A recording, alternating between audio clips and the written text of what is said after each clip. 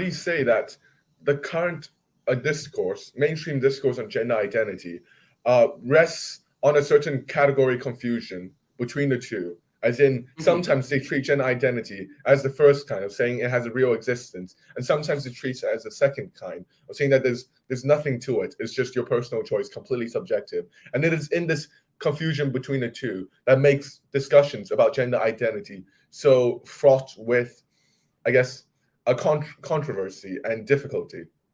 I definitely agree with that categorization, because I do believe that most of the time when the left and the right are having this kind of conflict, they're not necessarily arguing against each other, but more so they're talking past each other. In the sense that I think when the right and more conservative types are criticizing this new form of gender identity and spectrum, what they're criticizing is the idea that there is no way to objectively prove these ideas and these concepts. However, at the same time, when the response comes from the left, it is more so the idea that, well, yeah, so what if we can't prove them? That is based on the subjective understanding. But at the same time, when they are calling the right to use these gender pronouns, the desire or the need that someone else uses the pronouns for oneself, that kind of the need for the other to verify one's own gender pronoun leads to the necessity for it to be some form of objective reality.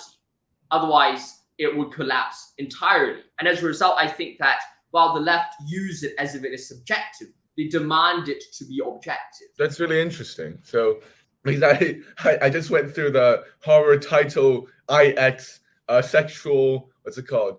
Gender inclusivity and like sexual sort of, I don't know, like those kind of course. And there was something that sort of bothered me, I think. There's like two sides, right? One side is one side is saying that sex doesn't really matter.